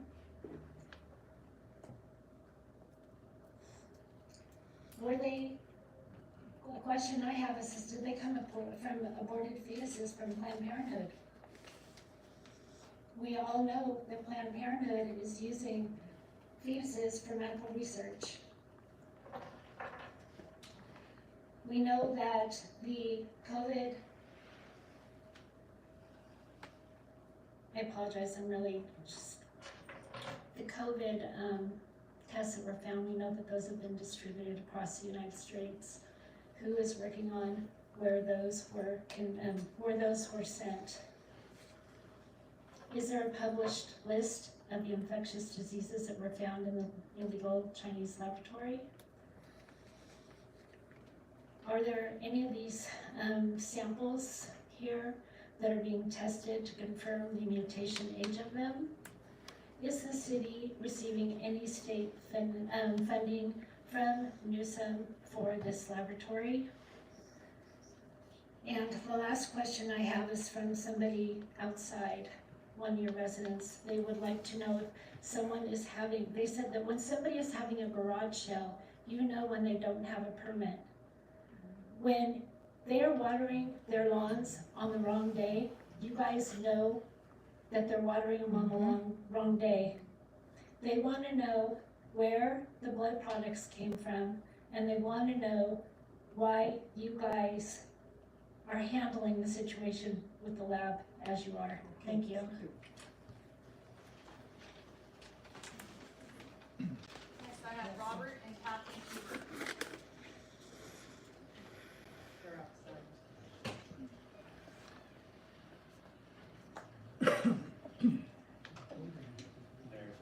Don't mind.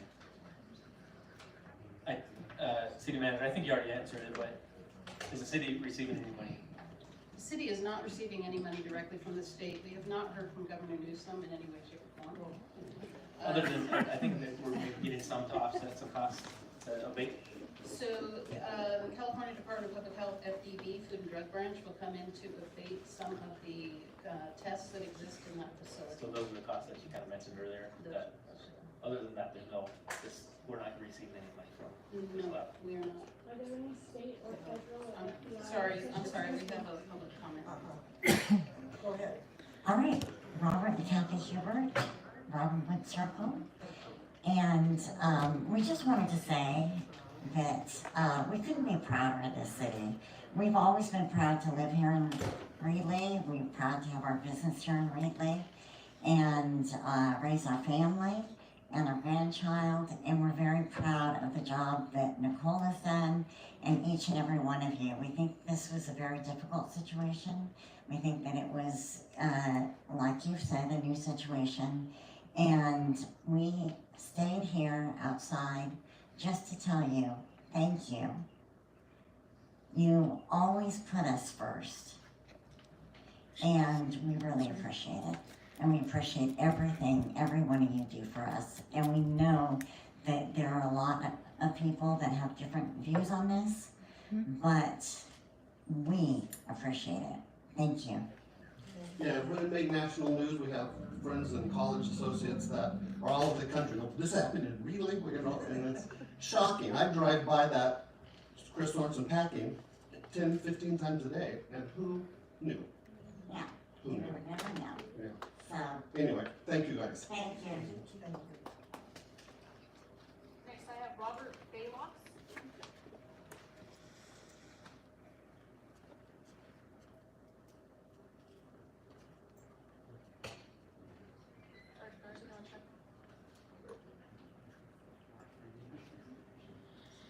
Let's see if there's a Robert Baylock. No? Final call? Robert Baylock?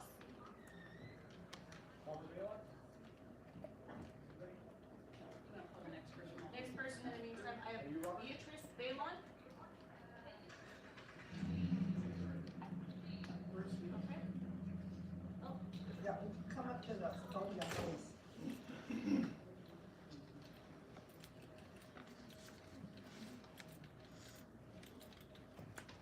And if you weren't here to hear the introduction, there's 3 minutes is allotted to everybody.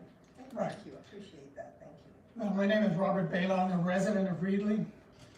I've heard a lot of things about what's been going on here in the last few weeks, months, things that should have been put forth in the public sooner, but I need to make one comment. The fact that you guys decided to handle this meeting in a venue this small is actually preposterous. You guys should understand that when you have a public interest, especially of this nature, there are plenty of venues in the city of Reedley that you could have accessed.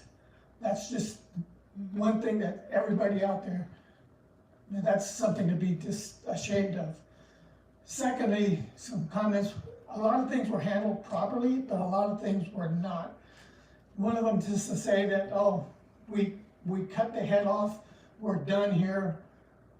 The fact that you guys said that it can happen anywhere, absolutely. You can't listen to the news every day where the Chinese government is in our face, intimidating, actually destroying property, and being where they shouldn't be. And the Chinese government is excellent. They're better than we are at taking care of business. Chinese nationals don't come to the United States without their marching orders. That's just the name of the game. But that's just my comment. Hopefully everything has been taken care of that's important, but I think a lot of things were missed.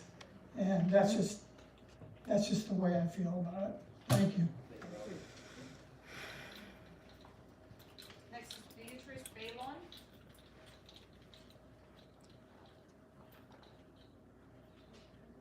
Beatrice Balon.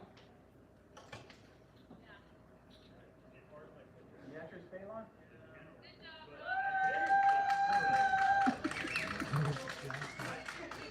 Next I have Debbie Larson on Zoom.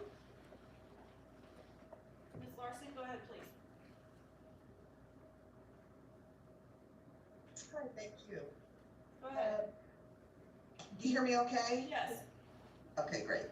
I was wondering if the medical waste inspections were performed on the facility, and what was the outcome of those?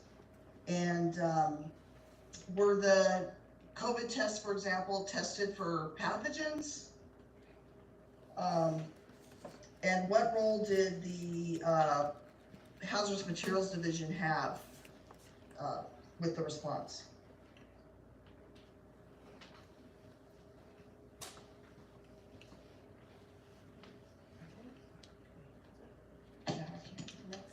Thank you. Okay, next I have Lee on Zoom.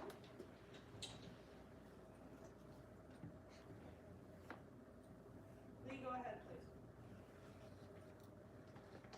Lee, it shows you're muted. Go ahead, please.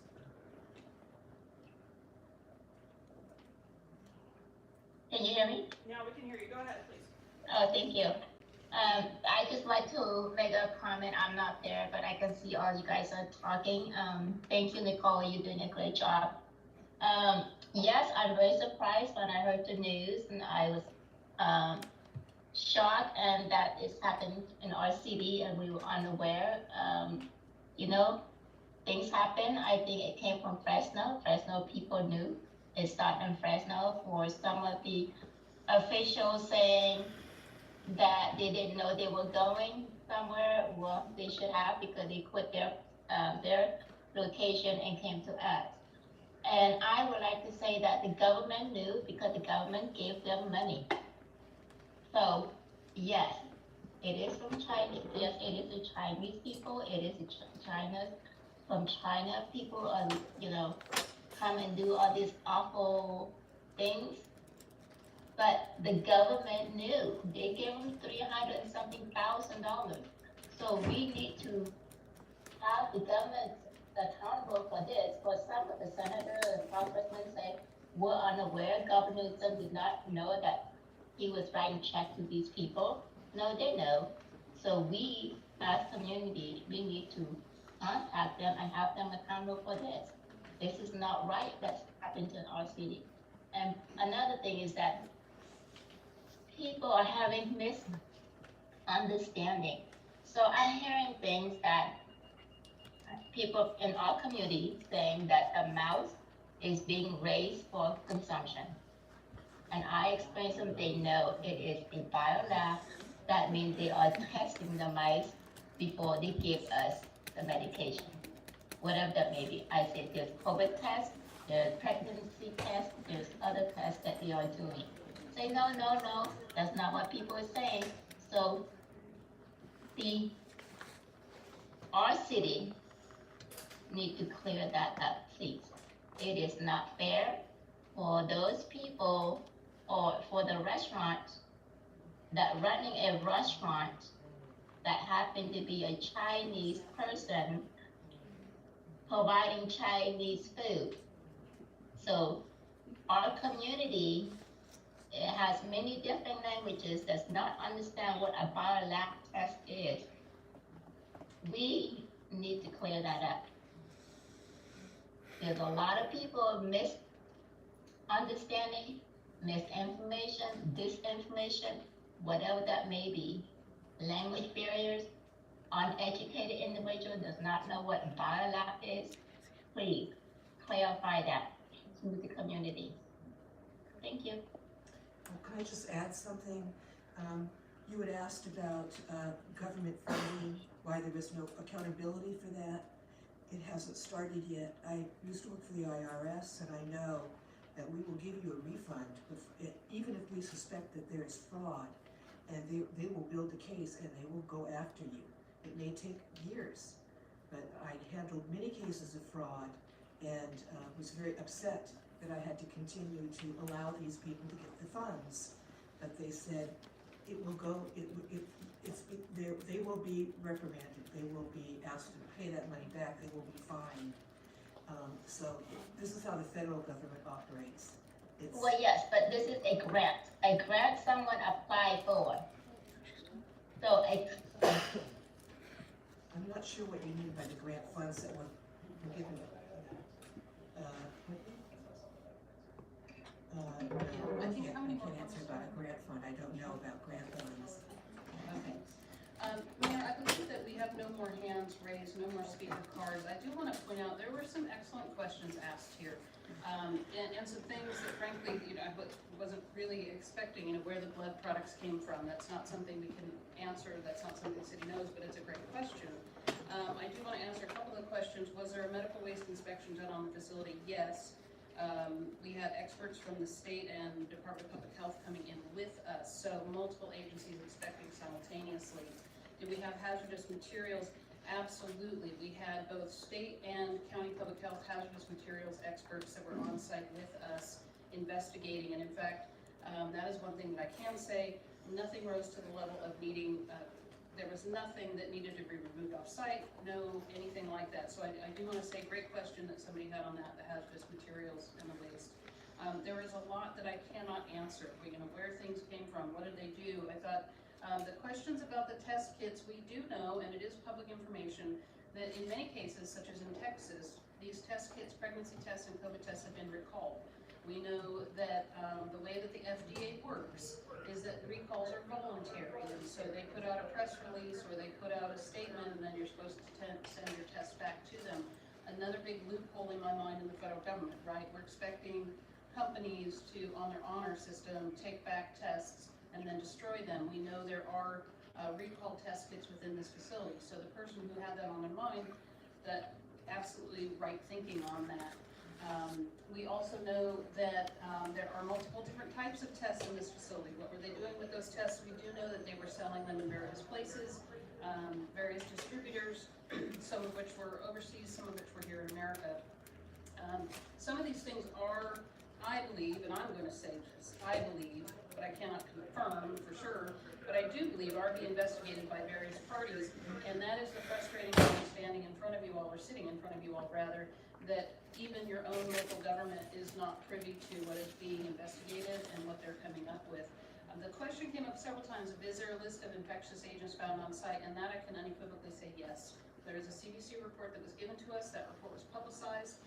If you call my office, we can provide you that report, but it was Darren, in his great reporting, actually mentioned some of those infectious agents that were found on site. And I do want to mention to you that the operational statement that this company had provided to the city of Fresno in their attempt to get their stuff out of here, they were begging us, can we get our stuff out of there? We'll just leave quietly, we'll go to Fresno, where again, just perpetuate the cycle.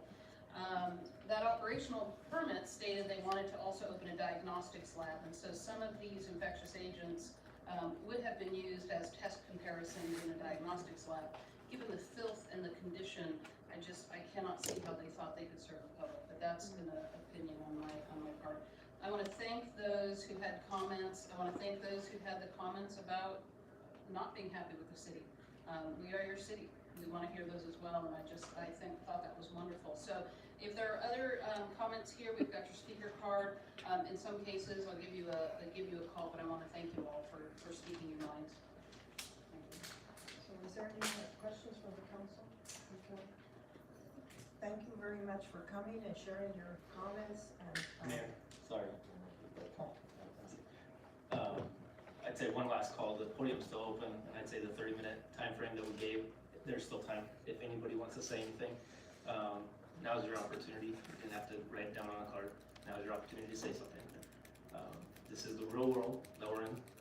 This is how stuff gets done. This is how discord happens, and I'll tell you, there is accountability on on Nicole next to me, and all the staff as well. I'll tell you, the reason why this is on the agenda today is because,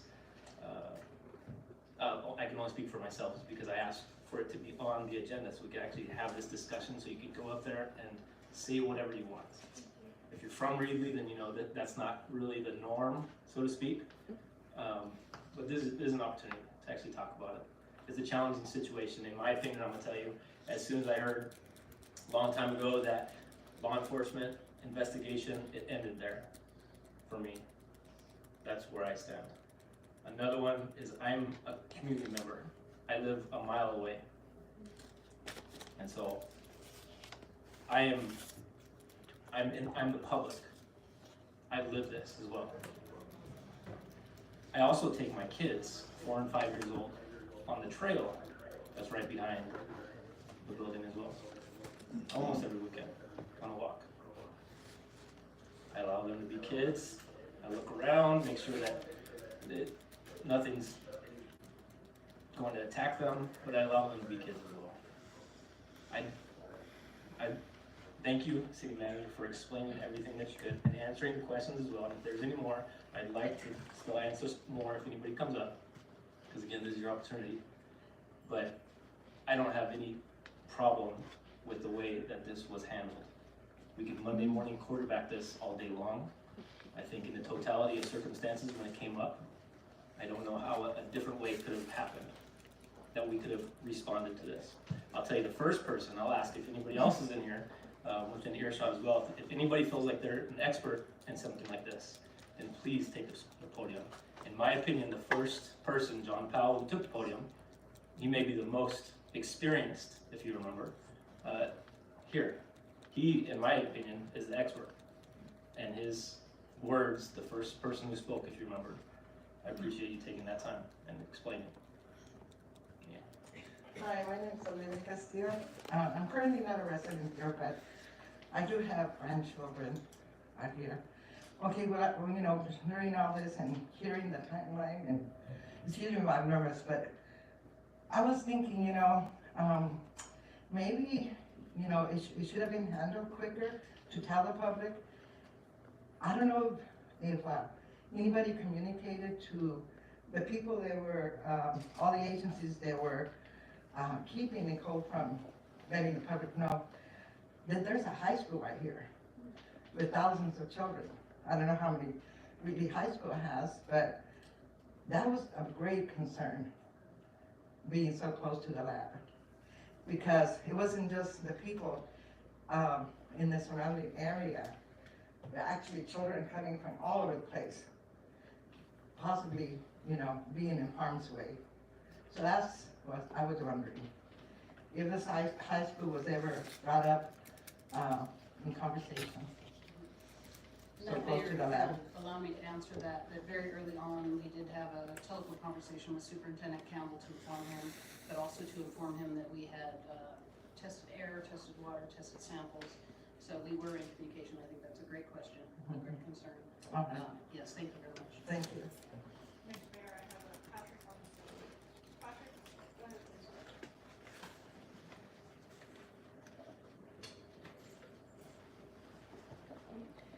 Patrick, it shows you're still muted.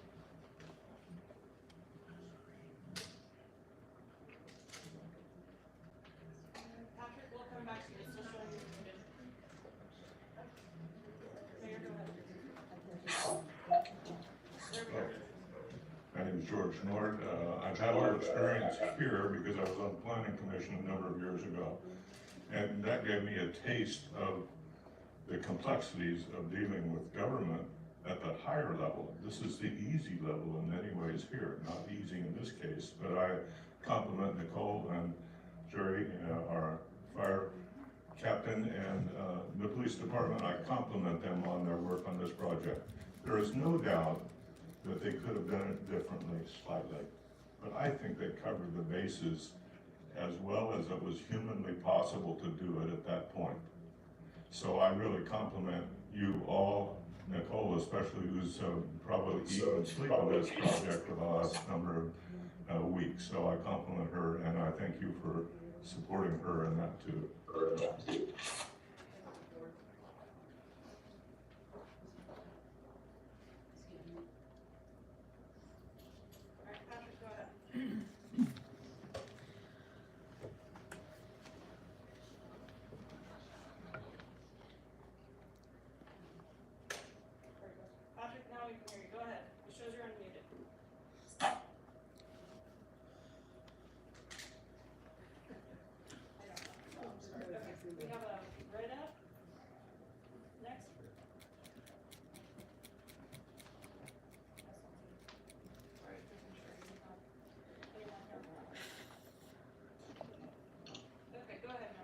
Can you hear me? Yes.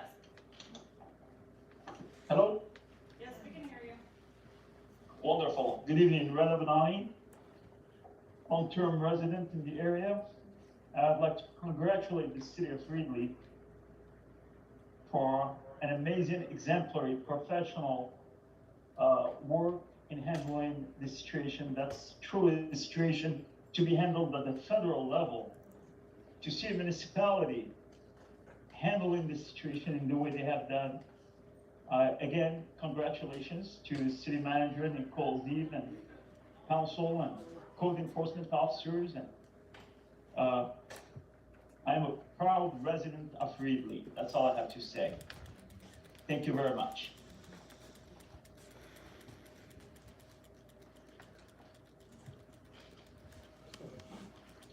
Good evening, Council. I just have one question. Matthew Gossett is live just outside of town. When was the exact date that the 5 council members were made aware of the lab? That's my question. Thank you. You know, I'd like to answer that, but it's actually not in my brain right now. I would tell you that it is probably sometime around March. Thank you.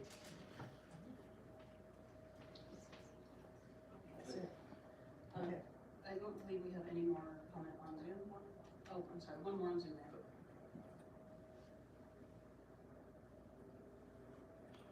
Hi, good evening, Ms. Tatiana, and Matt, just to answer your question there, why does it matter when the government found out? It matters. City of Reedley couldn't have done a better job. We all know that. Now, us as a residents of this town, we need to start supporting the government and ask them what kind of a help we can give them. So in the future, this doesn't happen again. That's all I have to say.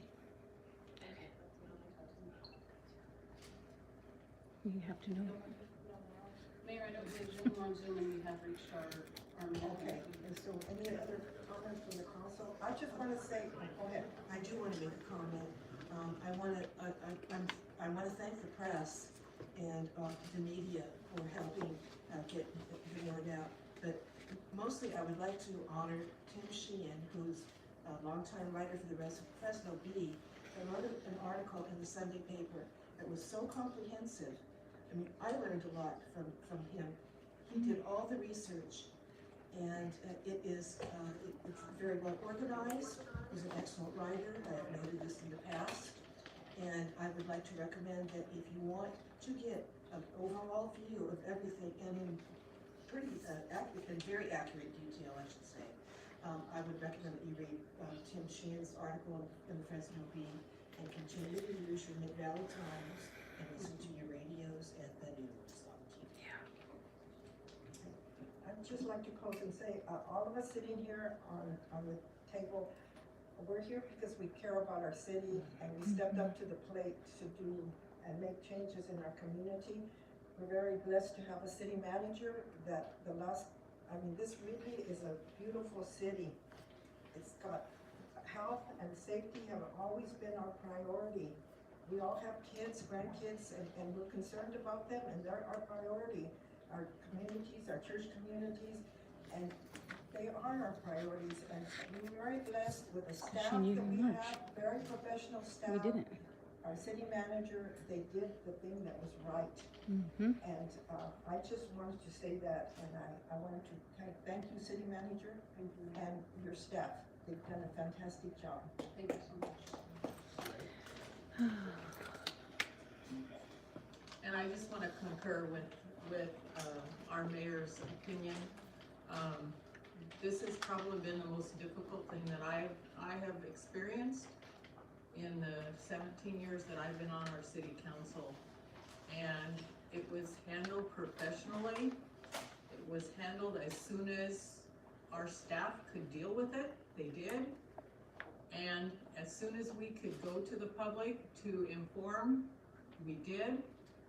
And if you look at any of the notices and the things that Nicole worked on this last couple of weeks, you'll see consistency, you'll see honesty. We're not trying to hide anything. And I think we need to support our city staff. I'm fully behind them, and I think we as a community need to be there too. Thank you. Mayor. I just want to say one more thing, sorry. The worst thing that can happen is moving forward, if something like this happens again and we're not more prepared.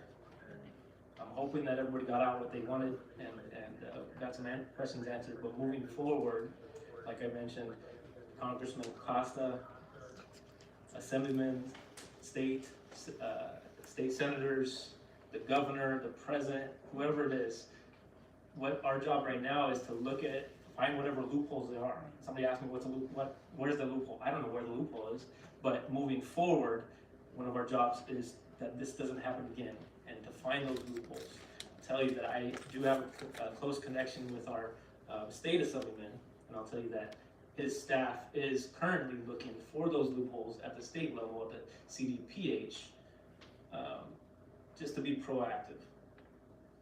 And so if we can move forward from this, I think that would be the best thing. The worst thing is if we just don't move forward or go backwards. If and when this happens again, we're not more prepared. That's all. Okay, thank you. So there's no more discussion. Then we're going to take a short break before we go back to council reports. Okay, thank you.